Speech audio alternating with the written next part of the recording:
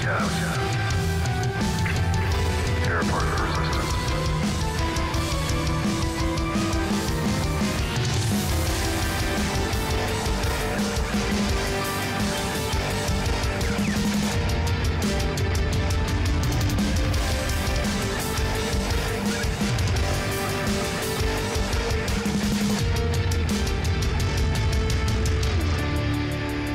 Qui-Gon Jinn is back in a book.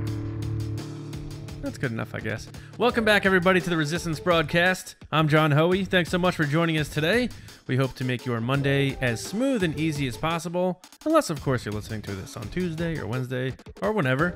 But we have a great show for you today. We're going to talk about some new books. We're going to talk about some other stuff, but we're also going to get into a lot of your questions that you sent us. But before we do that, got to say hi to the crew. James Bainey, and back from San Diego Comic-Con, Lacey Gillerin. What's going on, guys? Man, it is a good time to be a Star Wars fan, and I'm excited to talk about these books. I'm excited to talk about Resistance stuff. I'm excited to do this episode that's going to be a lot different than we normally do, but I'm mostly excited to have Lacey back. Lacey, how you doing? I'm back. I'm exhausted still. Not gonna lie. I had a rough trip back to Connecticut from California. But I saw a ton of Kylo cosplayers, including a guy without his shirt on. It happened, guys. So I'm doing pretty good. Yeah, no, it's great. Yeah. It was crazy. It was definitely crazy. You know what's great about that? Like that's the only place he could do that and not be weird. Like imagine that guy went to like Chipotle and he's just walking around looking like that with his shirt off, and he like asks people to take pictures of him, and he has a black wig on. Like he will have the cops called on him. But because he was at San Diego Comic-Con, it was still weird, apparently. Yeah. Yeah. No, It was definitely still weird. So I was actually standing with some friends chatting, and an Anakin came up, and he was like a legit Anakin. So I was like, hey, can I get a picture? And someone had mentioned there was a shirtless Kylo, and he's like, oh yeah, I just saw him over there. And I was like, wait, what? So me and Anakin ran through the crowd. When you say Anakin, you mean like old man, bald, paley skin, looks like he's burnt, got a big crack in his head? Anakin. No, this was definitely a hot Anakin. This was not old Anakin. This was hot, like Revenge of the Sith Anakin. You're saying that isn't hot Anakin? No. Kidding. So me and this guy like ran through the crowd being like, Kylo! Kylo! And he was with Matt, the radar technician. So we were running after them, and he's just yelling Matt, and I'm yelling Kylo, and all these people are turning around, and here's me and Anakin running through the crowd. It was pretty hilarious. The picture was not this momentous occasion, but the running there was. Was he yelling grandson at all? No, but when we took the picture, he legit said, I needed to get some pictures with my grandsons. That's very cool. Nice. It was Way fun. to stay in character, fake Anakin guy. He was great. As I like to call them, Fanakin. I like that. All right, guys. It's time for those poll results. And speaking of Darth Vader and Anakin, we simply asked you guys, do you think Darth Vader will ever appear in another Star Wars movie? And this one was way more lopsided than I had anticipated. I guess a lot of people think he's coming back, because 81% said yes, Darth Vader will appear in another Star Wars movie down the line, with only 19% of you saying no. Yeah, that's right. I said yes. So I guess he's coming back, guys. So do you think he won't come back, John? Because my answer was yes as well. I voted yes, too. Remember I had my idea for a Vader standalone movie? No. Oh, yeah. I guess if you thought it was going to be like a 50-50 thing, then... No, I was thinking it was going to be more like... Because I don't try to post these polls and be like, 98% to 2%. Why'd I even post that? Mm-hmm. I just thought maybe you might have been like a little on the fence, so you thought that would be a good poll, but like clearly it's not an on the fence topic. Most people expect him to come back. I've seen a lot of people complaining that he's been around too much. So I was wondering if that contingent was going to come out and smack it the other way. Too much. You can never have too much Vader. A lot of people are saying like we need to move away Vader. You can't keep using Vader. Too much Vader. He got forced into this. Blah blah blah. Forced, pun intended. Yeah, that's a pet peeve of John's. You better watch out, Lacey. Yeah. Oh, gotcha. Next, we're going to talk about Lando and Colt 45s, right? Yeah. You brought it up, not me. Dude, what's funny is I was listening to a podcast the other day, and they were talking about Lando, and of course they brought up Colt 45s. I'm like, son of a gun. Just again. All right, so we did have a best comment, and it was actually Wade Wilson. Deadpool commented at the real Deadpool. R-E-E-L. R-E-E-L. Yes. So the movie Deadpool said he'll probably pop up as a vision in the Kenobi film, but I can't imagine him in anything else unless he's an ending cameo for Fett's film. I could see that if they end up doing the Fett film. Deadpool loves some standalones, huh? Deadpool, he has his own standalones, so I guess he likes other people's standalones. He has two standalones. He has two standalones, and he's very confident that the Kenobi film's happening because he didn't say the rumored Kenobi film. Deadpool's saying in the Kenobi film, so maybe Deadpool knows something we don't know. He also said the same thing about the Fett film. He said, unless he's an ending cameo for Fett's film. Fact. Happening. It'd be definite. funny if like Pablo Hidalgo has hidden Twitter accounts and he's like the real Deadpool and he spoils all the Star Wars stuff. I could see that. All right, guys. We do have one other thing to do before we move on to the Resistance Report, and that is this mega awesome giveaway that we have for you courtesy of Hasbro. It was the San Diego Comic-Con 2018 exclusive misting Black Series Rey and Kylo Ren figure centerpiece on Starkiller base. And Lacey, did you have a chance to see any of these in person at Comic-Con? Yeah, I saw all the exclusives in person. This one's pretty cool, guys. I'm not going to lie. I was very tempted to get it, but I decided to go with the Mondo Last Jedi print instead. Did you see it misting at all? They didn't have it set up to mist, no, but they had it displayed with like lights and everything. I think it would just be too much because it's in a glass case. So a little behind the scenes of the glass cases at San Diego is they're actually screwed in, I think it's plexiglass, into these cases. So if a figure knocks down, they have to then unscrew all the screws and then set them back up again. I watched them do that. It was very painful to watch. So I can imagine they were like, we don't want to fog up the plexiglass with some misting. Yeah, okay. If a figure fell over, they'd be screwed. And then they'd be in the glass case of emotion. All right, guys, we have a winner. And I have to say, I was very happy, but very surprised when this name came up. Do you guys have any hints, any ideas? No. It wasn't either of you, so. It should have been me. I made like so many fake accounts to win this. I mean, what? It was like Soft Boy 5, Soft Boy 6, Soft Boy 7. I was like, what's going on? Yeah, and after all that, I was definitely OJ with this person winning. All right, well, we do have the winner, and it is Scotty Jayro at the Scott Jayro. Congratulations, Scotty. Hey. Now he has a Soft Boy figure in his house. Yes. I feel like Scotty's entered everything imaginable that we've ever done, and he finally got on top of the mountain. His time has come. Yeah. Congratulations, Scotty. We will send you a message and get that out to you as soon as possible. And speaking of giveaways, if anyone knows if Nathaniel Cole actually listens to the podcast, he won our giveaway from last Monday, but we haven't announced it yet because we're waiting for Nathaniel to listen. That's all you got to do, my man. Listen. We made a big deal about solo stuff. You got to listen to the podcast, and then you got to listen to the podcast, man. Oh well. Maybe people will want to listen to this, James. We have a Resistance Report, right? Let's check in with the news this week. What's going on, man? It's the Resistance. All right, so this week was a little bit light in news, not too many crazy stories, but the first one we want to talk about is this like German website that goes by the name of Can I just say it's always an international source that these things come from? Nobody can get it right with timing over there. Well, you know what's funny? It came from the official press release from Disney Germany. Oh, did it? It did. Oh, yeah. Yes. So it was the German site Jedi Bibliothek. That's what it came from. Mm-hmm. And they are saying that they have an official release date, at least in Germany, for the Resistance animated show. So it's October 13th is when it's going to be airing there. It's going to have 22 episodes in the first season. The first episode is going to be a two-parter, and the first one's called The Recruit. We also got, and 10 episodes that are airing in the first year, so this year, 2019. This synopsis is Resistance fighter Poe Dameron orders young pilot Kazuda, quote-unquote Kaz is his nickname, Kazuda Xiono? Would you guys say Xiono? I would say Xiono. Yeah.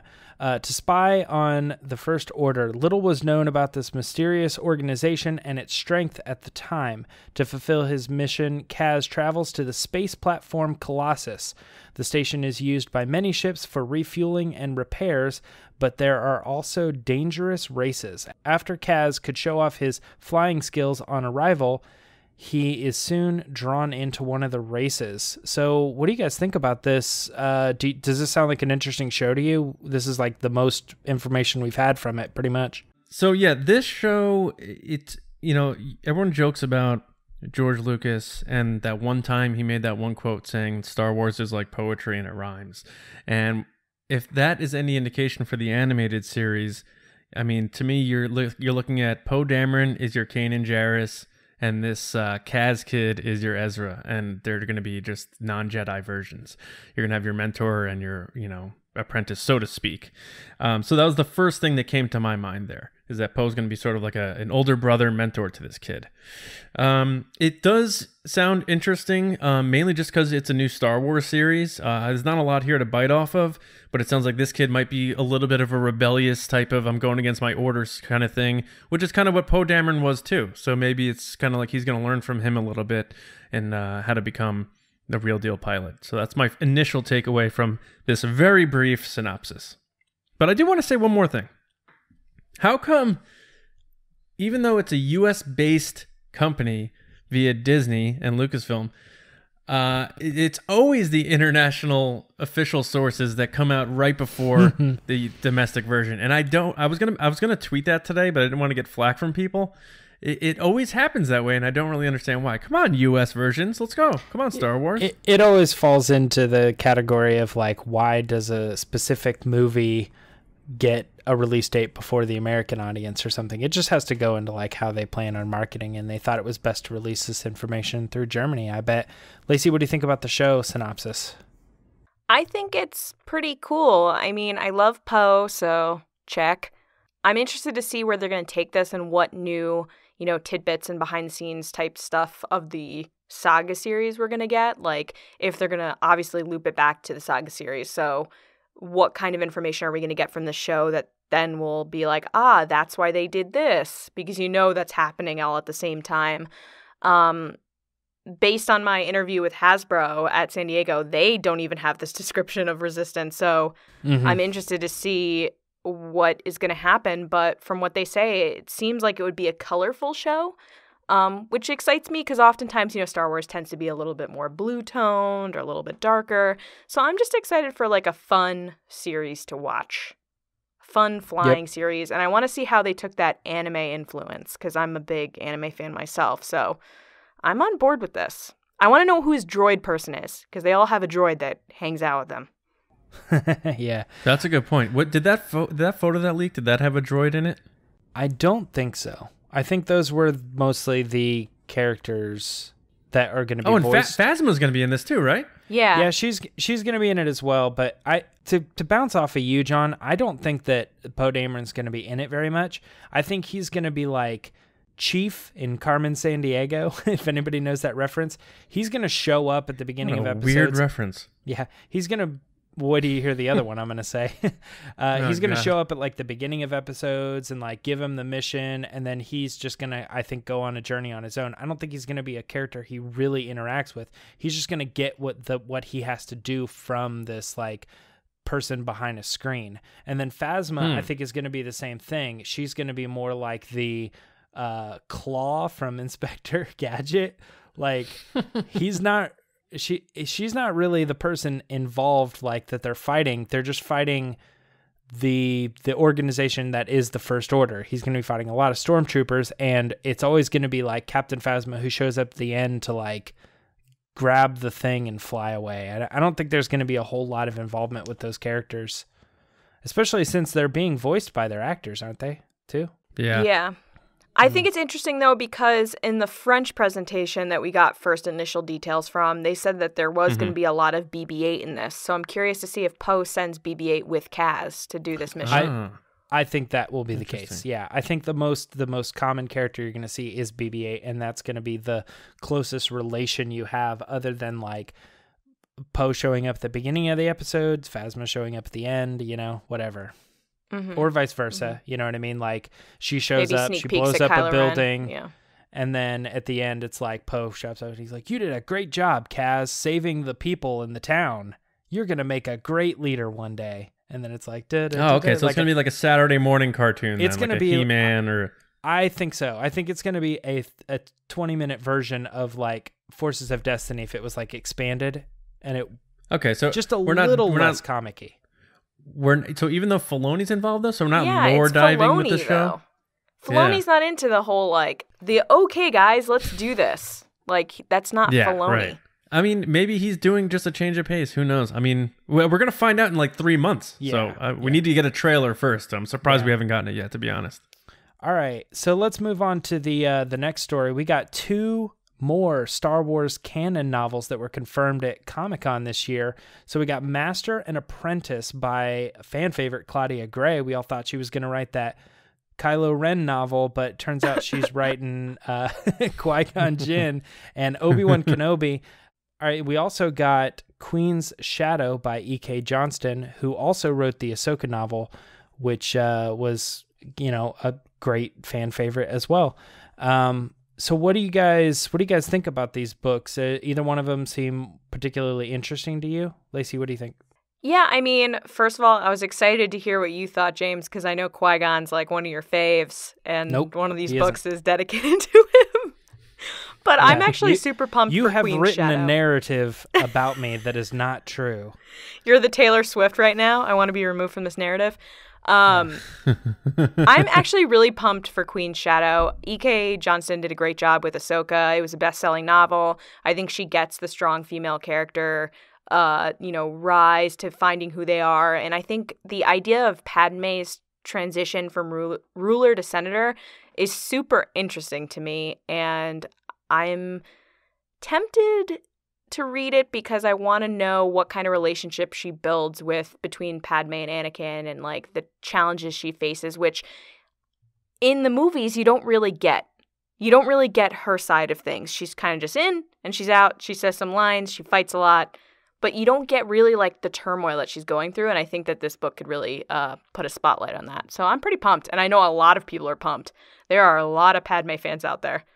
Yeah, I think it's good that Padme is getting a novel, but it does kind of, to me, it seems like boring. Like, it doesn't seem like they've given, like, the pitch. Like, it sounds like the pitch for the book right now is, like, this is just how she spends her days regularly, like, going about and doing Senate stuff. Like, there's no hook yet. Yeah, I was going to say, it could have been a synopsis issue, but face value, it didn't like make me say like, oh, I want to find out how that happened, how she went from queen to senator, because when she was walking with R2 and Anakin, he pretty much asked her how that happened. And she's like, I just, they convinced me. And I said, yeah, you'd be really good at it. You should do it. She's like, okay, I did it. And then the scene ended. So the movie has to tie in a bunch of other stuff in order for me to like really, like when I heard Padme novel, I wanted to hear, like Lacey, you were just saying like what she went through and all the turmoil and stuff. And that part of her life doesn't seem like it had that to me. So maybe they'll surprise me. I'm thinking more, well, Anakin's gone and she's pregnant and all this crap is going on in her life. Her like everything around her is burning and all this chaos. Like that would have been interesting to me. So I am intrigued to see what they're going to make out of this period of time. But the synopsis just says her move from queen to senator, to me just sounds like, like a Hillary Clinton ad or something, or, like a politician ad. Yeah, like, I'm not really sure what's there. And she doesn't seem like a very mysterious character because we've gotten a lot of information about adventures that she's been on and things. Whereas, like, for instance, like Phasma, like we didn't need a big pitch. It was just like, oh, we're going to write Phasma's backstory. Oh, okay, cool. We want to know about that. That's a good example of another character that really didn't have like a crazy synopsis either. It was just like Phasma. And we're like, yay. And Lacey, like I got that response like from everybody blowing up about the Padme novel, but am I wrong in my like lowered expectations about the synopsis? Like, what is your take on like? Because I know you're excited about it, but like, what do you think we're gonna get in there? Like, get me excited because I want to be. Is it a political thing? Like a political drama, do you think? I think so. I think that's what it's going to be, and it's going to be about her relationship with Anakin and how the galaxy changes over the course of her rule to become senator. I mean, you have to think about the things that happen between the time that you meet her in Phantom Menace to the time that she dies, spoiler alert, on Revenge of the Sith. So I think there's so much there, and like I said, I don't think that she's properly covered in the movies, which understandably, you know, Anakin's the main person. I get it. But there's so much. When I was growing up and I watched those movies, I wanted to know about what she did when she wasn't on screen.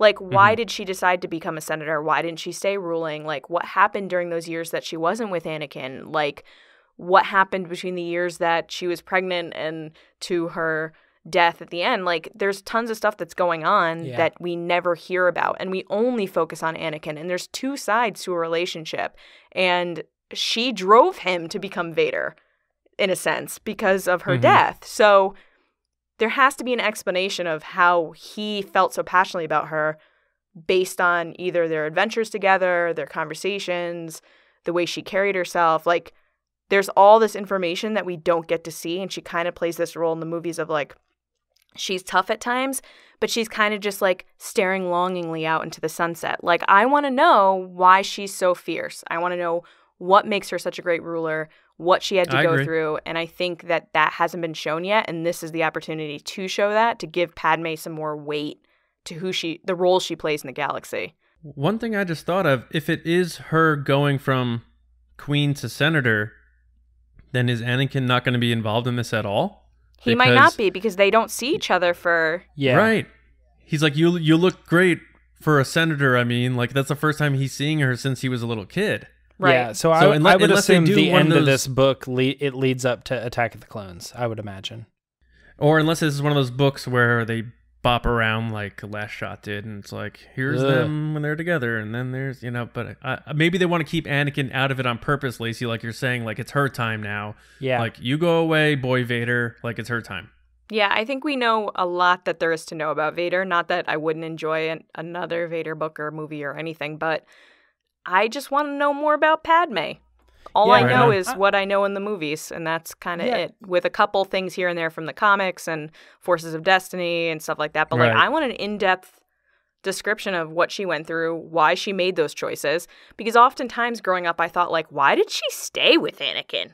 Like, why did she do this? True. Why did she do that? Yeah. I want to know her inside thought process to the choices that she made that then determined where the galaxy went years later.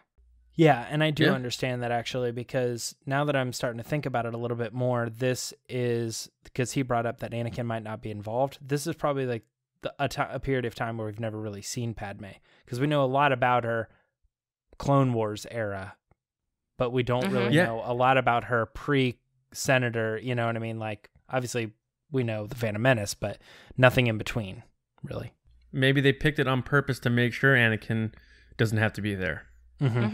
But I do want to talk briefly about the Qui-Gon Obi-Wan thing, if we have a minute still. I don't know where we are with time, but yeah, I think the coolest part of it is that it takes place pre-Phantom Menace.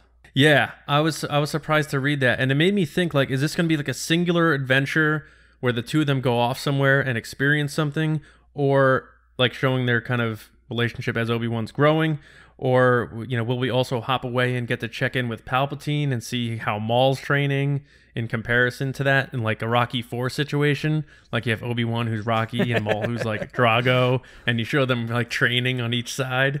I want to definitely rewatch The Phantom Menace to see if they mention anything they did together. Like, this isn't like blank, to see if they do this in the book. Yeah. You know, where they're like, oh, it's not call. Like the blank.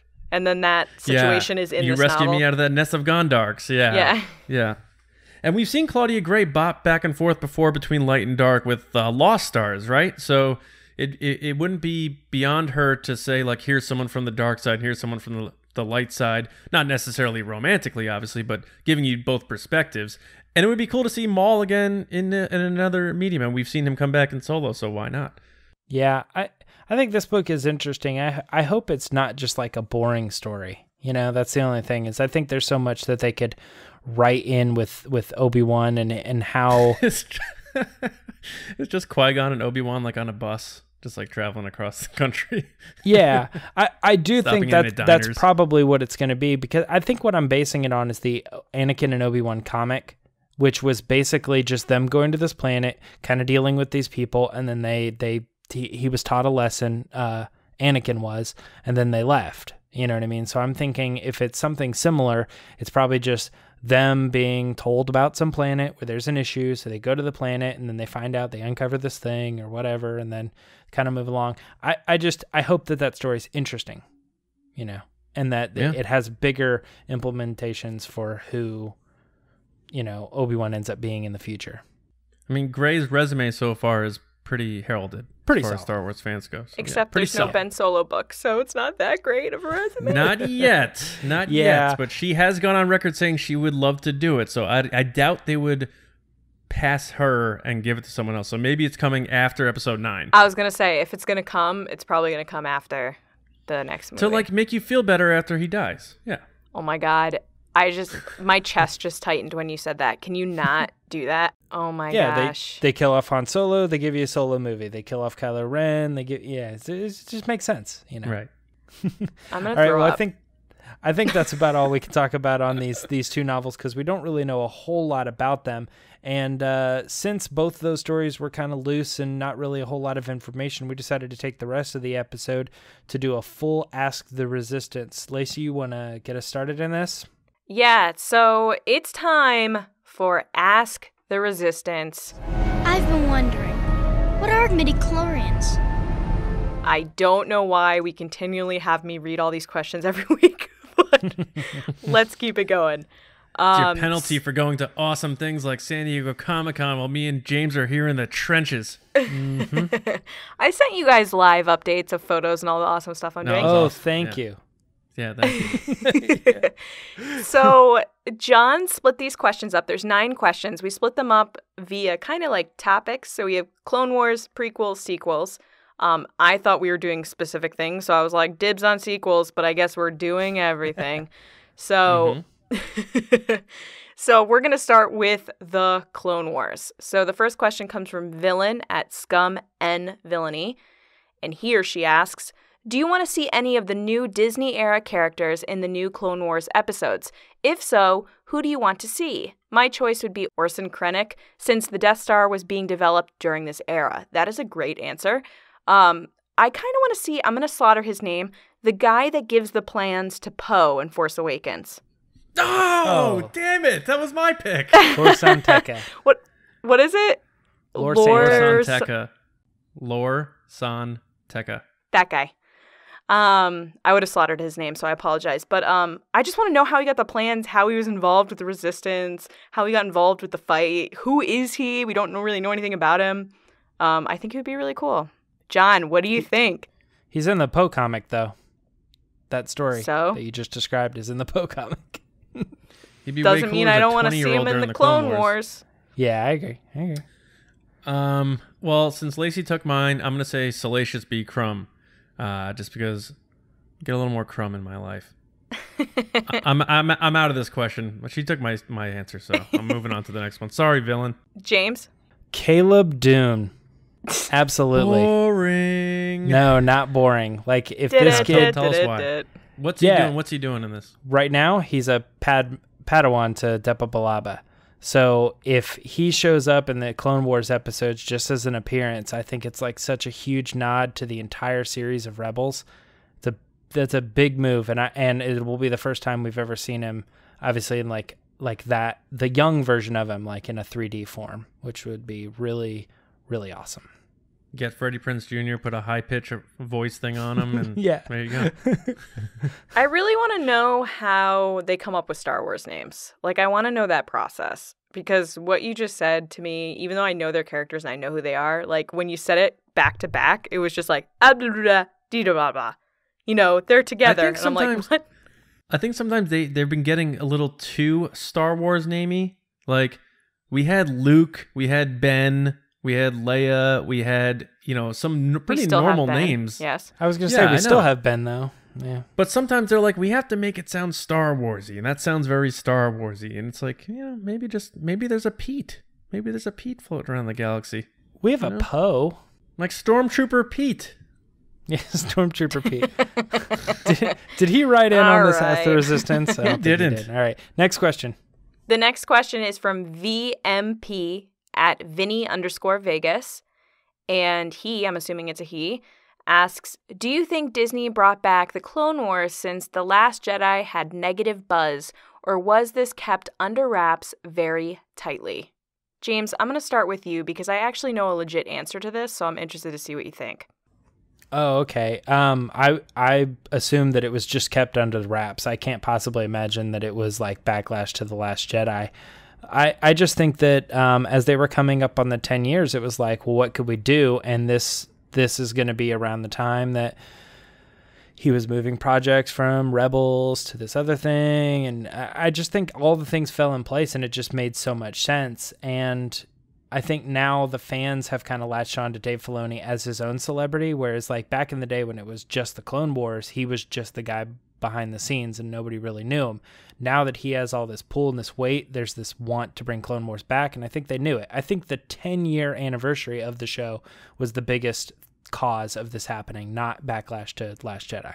John? Yeah, I'm sure like during the Clone Wars 10 years ago, if people were like, oh, Dave Filoni, that guy's great, people were like, who? Who's Dave Filoni? Mm-hmm. Like, didn't George Lucas make these? But now, like you're saying, he's the guy. Yeah, I mean, I'm no animation expert, but I think it's pretty impossible to have a trailer ready for a 12 episode animated series done in like 6 months. So this thing's probably been cooking for quite a long time. And I think James Arnold Taylor even took to Twitter and he's like, it's because of you fans petitioning to save the Clone Wars. You kept us alive. Thank you so much. He really did have an impact. So, I mean, I think it's just one of those things that they've been hiding well from us. So, AKA short answer, it had absolutely nothing to do with The Last Jedi backlash. Yeah, it definitely didn't have to do anything with negative stuff. This has been under wraps for a while. They've been working on this and trying to keep it from fans, and it was super hard, and they were surprised when fans didn't know about this. They thought it was going to leak in advance, but they had heard the rumblings of how everyone thought they were going to do Resistance stuff. I mean, you have to even think Amy from Nerdist didn't know they were doing this. She didn't know what they were playing. So she started crying on stage because she was like, I can't believe I'm on the panel that they're bringing this back on. Yeah, no, this was definitely something that's been planning for a while. And it has nothing Lacey, to do with The Last Jedi. I heard that, and this is from an expert source, that Filoni actually had this idea literally under his hat on a Post-it note the whole time. And one time he accidentally took his hat off and it blew away. And then he got the Post-it back and put it back under his hat. And that's why no one knew about it until the panel at San Diego Comic-Con. That is the most ridiculous thing I've ever heard. And no. Sources say. Sources. It's from sources. Okay? Oh, all right, what's the last God. Clone Wars question? The last question comes from Brandon at Brandster Brand, and he asks, with the Clone Wars coming back, do you think this could bring the fan base back together now to just enjoy the Clone Wars? John, do you think everyone will come together, sing Kumbaya, and hug now that the Clone Wars is coming back? Clone Baya, my wars. Clone Baya. Yeah, why not? Right? I feel like Twitter's been a little nicer lately. I feel like the fan base has been a little friendlier lately, and it's more of a overall positive vibe coming from the Clone Wars. You have the prequel people who love it. You have the old school people who love it because it's tied to George. It's like just one of those perfect storms where it's everyone has their hand in some part of this that they love. So it's like a no-brainer. But yeah, I think it's all positive so far from the Clone Wars until they come out, and then people will be like, "Oh, these suck. They were better when they weren't owned by Disney." We talked about that last week. Yeah. James, what do you think? I think that the Clone Wars and the fandom are going to be kind of like an infomercial product where it's like, for a limited time only, you can have a combined fan base where everybody gets along. But as soon as the show is over, it's gone, gone, gone. Like, I really think that everybody's going to pull together. We're all going to watch the show. We're all going to like the show. And then the next thing's going to come out and we're going to be like, this sucks. Like, whatever not me particularly or not anybody individual, but I think like whatever the next product is that isn't something that was already cherished and beloved, whatever's new, Resistance or what, I don't know, whatever, just, yeah. I think it's just going to fall back into the same kind of tendencies. Yeah, I think the being in the room when they announced this, it was like unreal. It reminded me so much of the 2015 Celebration Force Awakens panel when they played the trailer for the first time. Go watch it on YouTube. Wow. It's insane. Yeah. The excitement people had. Like, people just started crying, sobbing. Mm-hmm. They were standing up. You have a whole generation of Star Wars fans that this is their Star Wars. And it's brought back for them when they're older to really get back into it and enjoy it again. And some of those people probably have kids so they can enjoy it with their kids. Especially... the majority of the fandom isn't negative, but I know from reading people's tweets and seeing comments and just talking to other fans at San Diego, it's really taking a toll on everyone, the negativity, even if it's a small minority that are mad. So to finally be at a point in Star Wars where everyone's excited and everyone's on the same page that this is awesome. It's a great feeling to be a part of the Star Wars fandom. Not that I hate being a part of it normally, but you know what though, Lacey? It's tough sometimes to stay on Twitter and not log off for a little bit when all the negativity is going a little crazy. Oh yeah. But right now, just to have everybody be excited about one thing, it's super fun. It's super cool, and I'm interested to see how fans are going to react that this will be on the Disney streaming service and not on TV.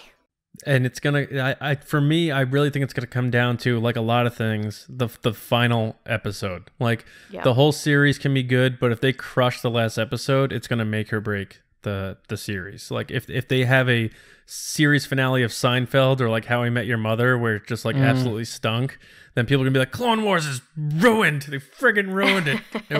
But if they crush it, then even if this season is mediocre, they're going to be like, perfect. They ended Spoiler it alert, it's going to be all droid arcs, and everyone's going to be annoyed. All filler episodes of like Chopper and stuff like that. No, I think the passion and creativity and drive that Dave Filoni has and what he expressed in that panel for an hour, 45 minutes, whatever it was, the sketches he showed to the crowd, like there is no doubt in my mind that he is going to handle this with the utmost respect.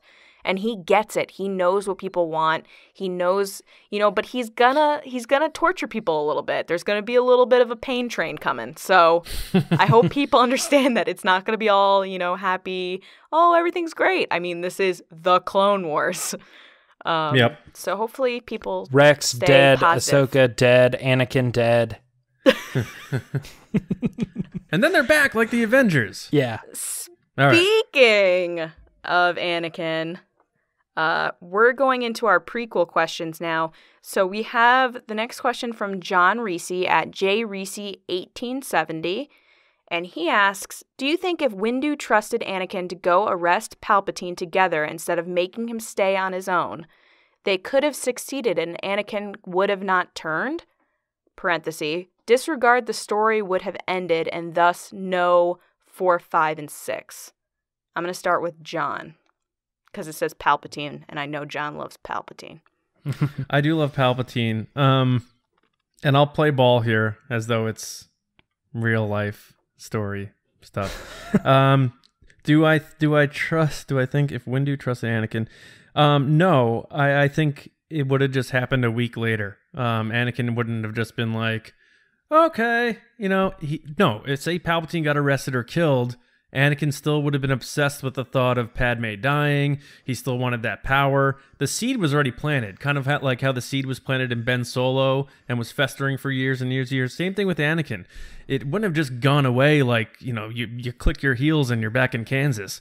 It still would have been there inside him, and I don't think it mattered. He was on a runaway train, and Palpatine did everything he had to do already. Damage was done. That's my take. James?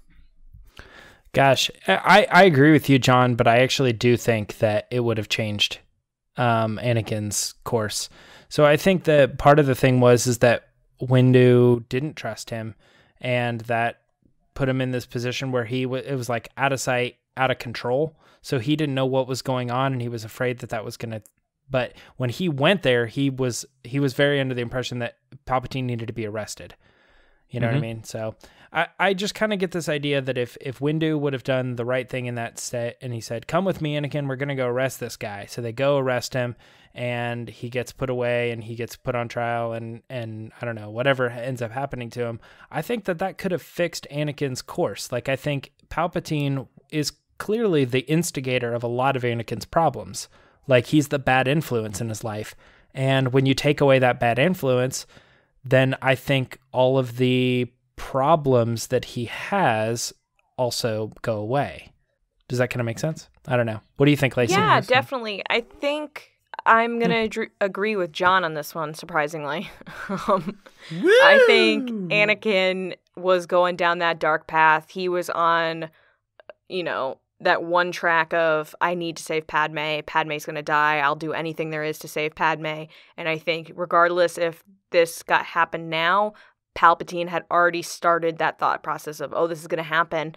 And then I'm sure he didn't just have one nightmare about Padme. I'm sure there were multiple. So yeah, I think he still would have turned anyway. He was just on that path of, and you saw it in... He did have a couple, right? Each movie where he had these moments that he's like, I'm not listening to you. That doesn't change as you get older. It gets worse. Well, let's bring up the next question. Yeah. So the next question is from Kylo10 at Fulcrum Andor. And she asks, how much involvement do you think Palpatine had in Padme's death? And do you think we'll learn about it in the future? I'm going to let James start with this one. Yeah. So here's actually the thing is, like, how much involvement do you think Palpatine had in Padme's death? I think that it's Palpatine that's doing this stuff to Anakin, that's putting all this pressure, putting these thoughts in his head, putting all this, which is leading him on the path. So you guys say if Palpatine were out, he would have still had all these dreams about Padme dying, and that would have led him. I don't think he would have. I think all that stuff would have gone away because Palpatine wasn't feeding the dark side into and manipulating and controlling Anakin. I think all of it was Palpatine's strings, but all right, so what do you say? I know what our next Star Wars war is then, because this is interesting to me. Because Anakin showed signs of fear and legit anger before he even met Padme. With his mother. But he hadn't made the choice. And George Lucas made that clear that he wanted to show us that. So it wasn't all Padme. Padme's the one that pushed him over the limit, over the edge. That love for her and his obsession with not losing her is what pushed him over. Everything else that he's been, like his nature, Palpatine sensed that in him, and he's like, I'm targeting him. I got him. And he built it up all through his kind of that abandonment, that nature, like Lacey, you just said about his mom, losing his mom, all these different things. So I don't think that moment, or even Padme living or whatever have you, would have changed anything. I honestly think it would have been like 10 years later, and Luke would have been like 9 and he would have turned, or like something awful would have happened. And that's just my take, because I'm a very cynical person. Thank you for the question though, Kylo. All right. Well, speaking of Padme, she's the big topic tonight apparently. Leo Charles M at Ilmac54 asks, why does Leia have any memory of Padme but Luke doesn't? I'm going to ask John this question. The struggles with retconning, I think, is what it comes down to. Because that's what happened in Return of the Jedi, and they had to figure out how to make it work. But inside the story, I don't know. I know there was some explanations of this. I think it was like how Leia had her clothes and like she had images of her or something of that nature, and Luke was completely detached from her, didn't even know of her. I guess Leia knew of her. That's my guess, because she says images mostly and things like that. So when I hear her say images, I have to believe that it was tangible things that she knew of, because there's no real way to say like, well, she was more force connected to Padme than Luke was. So when they were born, she felt her more. Nah. So I'm going with that angle there. But your real true answer is George Lucas wasn't sure what the hell he was doing when he made Return of the Jedi, and then he's like, I gotta figure this out later. James? I think that they really lucked into the fact that she phrased it as images, really. Like, she didn't say, used to hang out with her or anything like that. She said images. And images, to me, when I was watching those old movies, always meant what it was supposed to mean, which is like visions, kind of faint ideas, memories. Mm-hmm. But I think nowadays they were like, well, we can turn images into like posters and obviously like history books and images of her when she was a queen and all these other things, which they actually touched on in the Princess Leia short run 5-comic series, where she was there on Naboo. Leia was, and there's like these posters and statues and stuff of Amidala, and she's obviously like referencing wasn't she that. wearing her dresses too? She had a closet full of them, or like a bunch of them, or something like that. So And maybe she her touches them. midichlorians, her midichlorians were connected to the dresses. That's possible. I know you're trying to make a joke, but I mean, like, I could. There is definitely, like, when you touch something, you can get senses or visions from those like things. Like Ren James, with the lightsaber. Thank you for saying I was trying to make a joke. I think you were, but because you're trying to involve midichlorians. But no, I think that's what it comes down to. I think is that she has memories of Padme, because I think people they can make up their own memories when they see pictures, and they kind of could be like, oh, and they want to associate with those things. Whereas Luke didn't have any of that. Yeah. Lacey, what about you? Yeah, I agree a little bit of both of you guys. I definitely think going back to the comic where she like touches the dresses and she's on Naboo, I think she definitely got visions like, Rey got with the lightsaber. Like, it could be literally she touches something or has some type of moment in the Force, because the Force tells you and shows you what you need to see. So maybe for some journey or, situation she was in, she needed to see that her mother had dealt with that before. And she could have asked her adoptive parents, like, I got this vision of this person, who was it? And they could be like, it's your actual mom. How different do you think it would have been if in Return of the Jedi, Carrie Fisher was like, I can't explain it. I'll touch things that she used to own and I can see her, Yeah. And they were kind of leading into those like Force visions back in the day. Man, I think there's just crazy. like an open door to how that came about, but I think it's definitely, there's ways to explain it, but I think that's what it is. Whereas Luke was put on a desert planet with blue milk moisture farming and was nowhere near any of these objects. Or Leia was never secretly adopted. She was openly adopted. She knew that there was a lady who was her mom, Like, we should have added this I should have added this to our saddest moments. Like, Luke's blank stare and he goes, I have no memory of my mother. Like, that is brutal. But he knows who his father is. He sure does. I'm just cutting to the no hand cut off. Okay. And now into the sequel questions. My favorite questions. Okay. Of course. So sequels. We're going to start with Kylo Ren versus Mask at verse_Ren.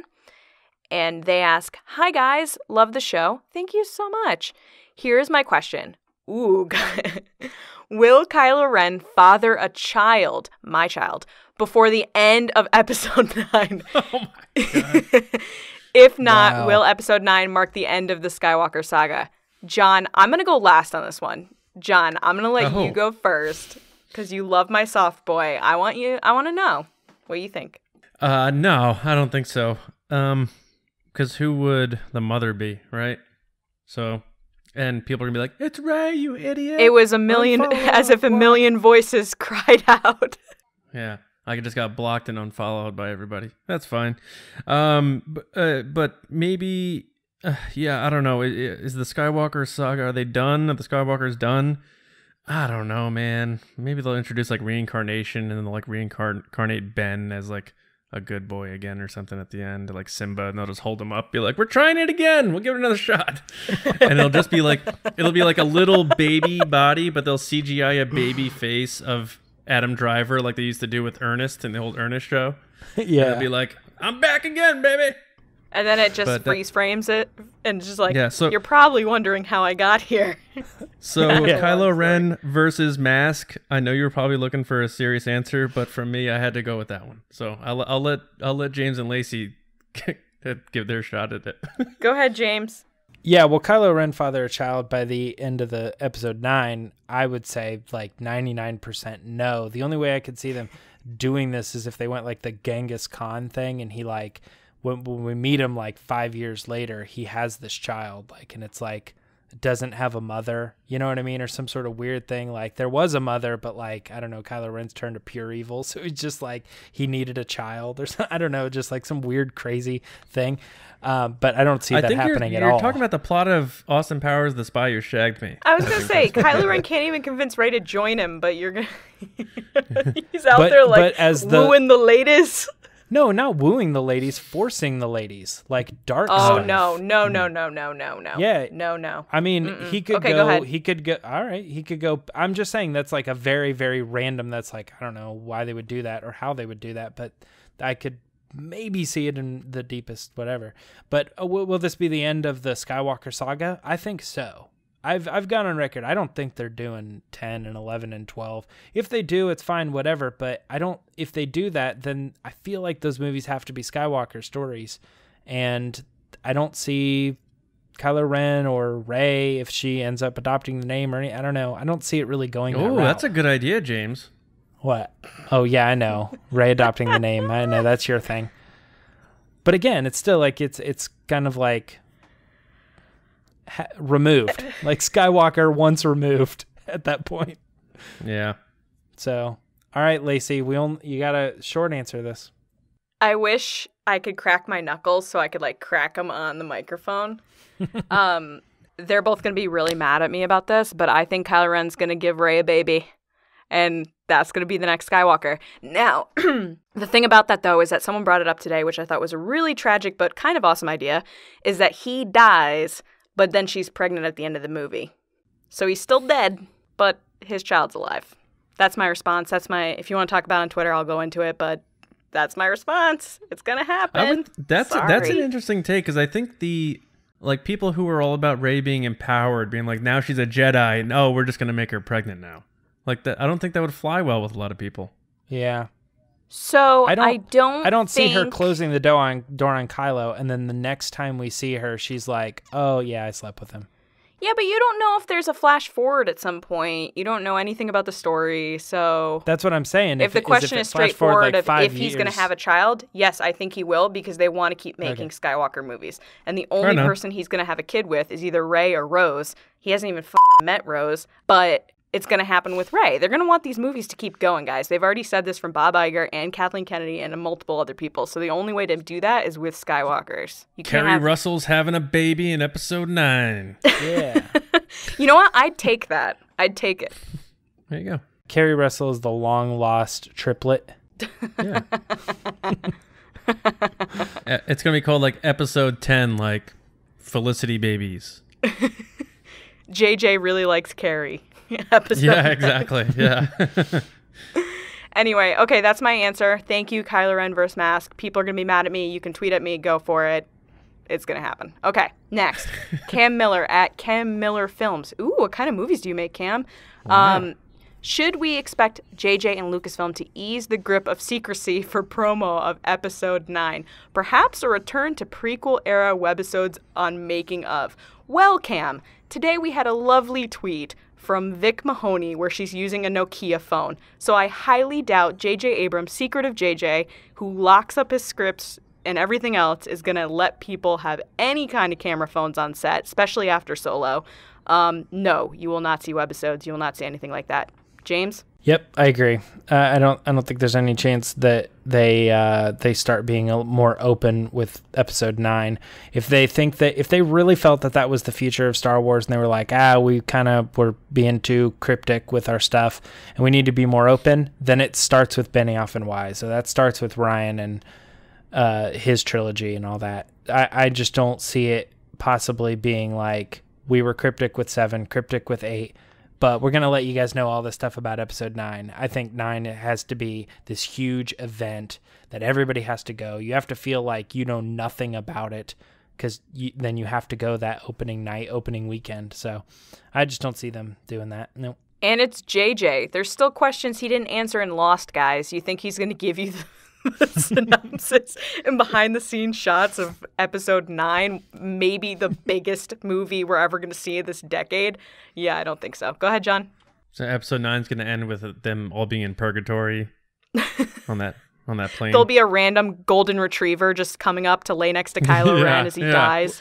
What's going to happen is Rey's going to say, Kylo Ren, stop what you're doing. And then he's going to say, there's another name I go by. And we're all going to be like, oh, Ben Solo. And he's going to be like, Khan.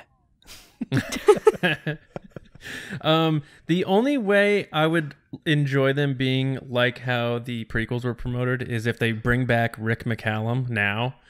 Because I always hated that guy, only because I felt like he was so far up George Lucas's other end that it was almost embarrassing. And it would be funny if you like him talking about like, they're like interviewing him about Star Wars now, and he's like, well, back in the prequels, this is what me and George would do, and this is how we would do it. And, and he's like just smoking cigarettes, and he's just outside of like a bowling alley now, and he's like, yeah, it was great back in the old days. So that's what I would want them to do if you want to compare it to the prequels promotion. So, which is not going to happen. So there you go. All right. Last question is from the fishmonger. Oh, yeah. Adamar Hefta, and he asks, the end of each trilogy has introduced iconic characters with Episode 3 and General Grievous, and Episode 6 with Jabba the Hutt, Akbar, and Mon. Do you think Episode 9 will be able to introduce an iconic character on that level? And do we want that, or should we focus on the characters we already have? This was quite a question, Fishmonger. James, what do you think? Introduce an iconic character. I think that the iconic characters of like Mon Mothma and Akbar are only iconic because there was like all this time after those movies where we just like wrote, like we didn't have a lot to go on. So I don't think they were trying to like make those characters big and iconic. I think they were just supposed to be like supporting characters that we latched onto and grew to love. So, right, 40 years later, yeah. Yeah, exactly. So I think Kerry Russell, for instance, is an example of a character that's clearly going to come in, have a little bit of a larger role in the movie, and then it may or may not take off. Like, for instance, Grievous did kind of take off, or maybe he did. Actually, he kind of didn't at first. People were like, this is stupid. 4 arms. He's like a robot thing. He's got these lightsabers. He's stupid. He keeps coughing. Like, get out of here. Mm-hmm. Now he's kind of a little bit more beloved. But then we're in the same boat right now with like DJ and Rose. Like, people aren't feeling them as much. But then over the years, I think we're gonna write some cool stories about DJ, and he's gonna be like an unknown or lesser known character that fans seem to attach to over time. I think so. Star Wars is always like that. So I think it's possible. Absolutely. John? I think it's very important. I think it will happen. I mean, you could even throw Palpatine in that mix too, because aside from that one brief hologram conversation with Vader, we knew nothing about the Emperor only by mention. And then he shows up and he's such a major part of Return of the Jedi. And he left a huge impact. And they went back and even built him up throughout the prequels. So, you want to add Jabba too. So they did like, say, 2 characters in that one movie, Return of the Jedi. You got Jabba and Palpatine. So, Wicked. And I think Episode 9 is going to be the longest Star Wars movie, as I talked about last week. So I really think that, whether it's Kerry Russell being that other apprentice that they mentioned about Snoke, that's interesting. I think they absolutely can do it, and I think they will, and it will be on the dark side, because I feel like the dark side needs way more character representation than we have on the light. So that's my take. Ugh, I want her to be a bad guy so bad. I agree with these guys. I think it's definitely possible. I think characters will definitely grow on people as time moves on, I think people like Maz, but they're not crazy about Maz. But I could see that happening over the years when you go back and watch it again and again and again. Sure. And even like the caretakers on the island, like people immediately latched onto those guys. So Yeah. I think it's definitely possible, but that was a really good question. And I really hope Carrie Russell's bad. Did I mention that? I hope she's bad. So thank you guys for your questions. This was a mega amount of questions. I think we handled it pretty well. So thank you for your questions. If you want to be on the show, go ahead and tweet at us with hashtag AskTheResistance. You can send John all the Palpatine questions. You can send James all the book and Rebels questions. You're getting closer. Caleb Doom. You can send me all the Kylo Ren questions. It'll be great. Back to you, John. Yeah, I just had this thought that no one thought of, and this is just me creating this. Carrie Russell would be cool as like a Knight of Ren. Are you kidding me? That's a good point, Just kidding. John. I thought you were serious for a second. I was about to like virtually punch you in the face. I should have kept that straight face longer. Damn it. Oh my God. I know we have to wrap up though. So, or else I would have. But thank you guys so much. Yeah, send those questions in, and please do subscribe to us on SoundCloud, iTunes, and YouTube. Thank you to the over 250 so people who just followed us on Twitter. Welcome to the show. We hope you enjoyed the podcast. We are happy to have you aboard. And if you did not win the giveaway, don't worry, we're going to have more of those in the future. But make sure you are subscribed so you're one of the first to find out about those types of things. And also find out if you won, aka Nathaniel Cole, who still hasn't claimed his prize from last week. Head to our merch store, tpublic.com/user/resistance broadcast. We have 30 plus designs on there. You can get that on a mug, t-shirt, hoodie, tank top, all different sorts of things. And of course, head to our website, starwarsnewsnet.com, for all of your latest news, reviews, editorials, information, and more. You guys can find me on Twitter at Johnny Hoey. I will be writing and editing over at starwarsnewsnet.com every week. And James Bainey, where can people find you, buddy? You can find me on Twitter and Instagram at MyerTrunks. And you can also find me asking Lacey what her viewing order is in 10 seconds. What's your preferred viewing order since you weren't on last week's episode? In 10 seconds? Like, I need to, like, thoroughly think about this. Nah, just give me, like, your gut reaction. How would you watch it? 4, 1, 2, 5, 3, 6, 7, 8. Oh. Yeah. I'm astonished without even Han Solo and Rogue One being in there. 4, 1, 2, 5, 3, 6, 7, 8. I'm gonna call that phone number tonight and see who picks up. Yeah. 8, 7, 6, 5, 4. Yeah, exactly. 8, 6, 7, 5, 3, 1. Yeah. No, you can't say 9. You gotta say 1. Did you guys not like that? Was that not a good one? No, I thought that was. We didn't even come across that, so it's too bad you were at Well, Comic-Con. because you introduce Luke, then you go back, introduce Vader, then you go to when Vader talks to Luke, then we watch when Vader falls, then you go 6, 7, 8. Yeah, that's it. That's very interesting. I like it. You'd have to change 9 to 1 and 0 to 4, but it could be 8, 6, 7, 5, 3, 4, 1. So you're talking about the Jenny order? Yeah, the Jenny order. That's how Rick Springfield watches the Star Wars trilogy. Oh my goodness. Or Star Wars saga. Oh, guys, we got to get out of here. All right, Jenny orders aside. How about the Lacey order? Lacey, where can people find you? People can find me on Twitter at Lacey Gillerin. I tweet a lot. It's a good time. Yeah, that's where you can find me. Right on. And sometimes she does a show on YouTube once in a while. Oh, yeah. Yeah, about that. Yep. Yep. All right, guys, we will see you on Thursday. Thank you again for joining us today. And Thursday, we're going to talk about Luke Skywalker's involvement in Episode 9. How much? How different from previous Force Ghosts? We're going to deep dive right into it. So we'll see you then, right here on the Resistance Broadcast.